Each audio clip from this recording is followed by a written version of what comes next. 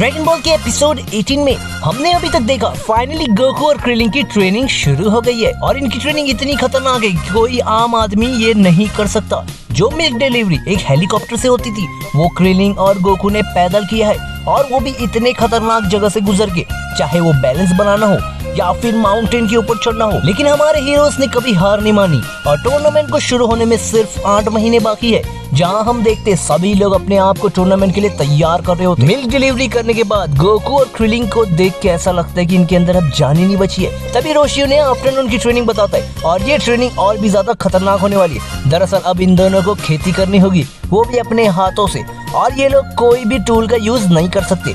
और गोकू और क्रिलिन अपनी ट्रेनिंग शुरू करते हैं। इन्हें देख के ऐसा लग रहा है कि ये लोग जल्दी हार नहीं मानने वाले, लेकिन क्रिलिन थोड़ा थोड़ा कमजोर पड़ने लग रहा है। काफी वक्त के बाद गोकू और क्रिलिन अपनी ट्रेनिंग को पूरा करते हैं, जिसपे रोशी बताता है तुम्हें अभी और तेज होना होगा। इसके बाद ये सभी ब्रेकफास्ट खाने जाते हैं, जहाँ लॉन्च इनके लिए बहुत सारे खाने बनाती है। तभी क्रिलिन पेपर का यूज करता है और उसकी ये गलती से लॉन्च फिर से छींकती है और हमेशा की तरह इन तीनों पे बिना रुके गोली चलाने लगती है और इन तीनों को बाहर ही जाके खाना पड़ता है। गोकू और क्रिलिन जिस तरह खाना खा रहे होते जैसे ये लोग सदियों से खाना नहीं खाए थे। उसके बाद रोशी इन्हें बुक रीडिंग करने को कहता है। कमाल की बात यह है कि गोकू को भी पढ़ना आता है। रोशी का मानना है कि बुक रीडिंग करने से दिमाग तेज होता है और रोशी चाहता है कि गोकू स्ट्रॉन्गेस्ट होने के साथ ही साथ काफी ज्यादा समझदार भी हो जाए। रीडिंग करने के बाद ये सभी लॉन्च के हाथ का बना खाना खाते हैं और उसके बाद ये सभी आराम कर रहे होते, जिसपे गोकू को चिंता है कि वर्ल्ड मार्शल आर्ट टूर्नामेंट में कैसे कैसे फाइटर मिलेंगे। खैर हम देखते हैं कि सभी फाइटर आराम से सो रहे होते हैं। शाम होने के बाद रोशी इन दोनों को एक कंस्ट्रक्शन साइट पे लेके आता है, जहां ये दोनों को कंस्ट्रक्शन करना है। लेकिन क्रिलिन को चिंता है कि फिर से मुझे मेरे हाथ गंदे करने पड़ेंगे।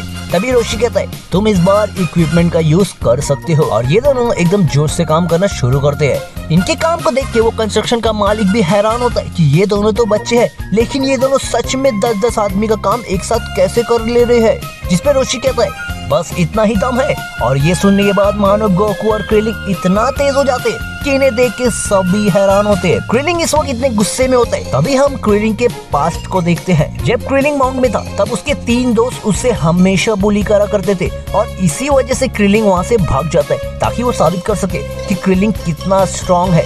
अब रोशी इन दोनों को नेक्स्ट ट्रेनिंग के बारे में बताता है, जहाँ इन्हें स्विमिंग करना होगा। जिसपे गोकू कहता है हे मास्टर रोशी, क्या आप हमें फाइटिंग कब सिखाएंगे? ये सुन के रोशी कहता है ये सब तुम्हारी ट्रेनिंग का ही हिस्सा है। तभी वो बताते है अगर तुम इतना बड़ा पत्थर हिला के दिखा दिए तो समझ जाओ तुम्हारी फाइटिंग ट्रेनिंग शुरू हो गई। और ये कह के रोशी इतने बड़े पत्थर को अपने हाथों से सरका देता है और उसे देख के गोकू और क्रिलिन दोनों इम्प्रेस हो जाते हैं। रोशी पत्थर तो हटाता है लेकिन काफी ज्यादा थक भी जाता है। तभी हमारा गोकू भी अपने स्ट्रेंथ से एक बड़े से पत्थर को हटाता है और इतना तेज हटाता है कि क्रिलिन और रोशी की एकदम फट जाती है। पत्थर हटाने के बाद गोकू रोशी से कहता है क्या अब हम फाइटिंग सीख सकते हैं? थोड़ी देर सोचने के बाद रोशी कहता है इतना बड़ा पत्थर तो कोई भी हटा सकता है, अगर हटाना है तो इसे हटा के दिखाओ। जिसपे क्रिलिन कहता है क्या आप इस पत्थर को हटा पाएंगे मास्टर रोशी? पहले तो मास्टर रोशी हाँ कहते, लेकिन रोशी को भी पता है कि वो पत्थर नहीं हटा सकते। लेकिन गोकू अपने स्ट्रेंथ को आजमाने के लिए पत्थर हटाने की कोशिश करता है, लेकिन वो भी नहीं हटा पाता। उसके बाद इन दोनों को स्विम करना पड़ता है। तभी रोशी बताता है थोड़ा समझ जाओ बच्चों, इस पानी में शार्क मछली भी है।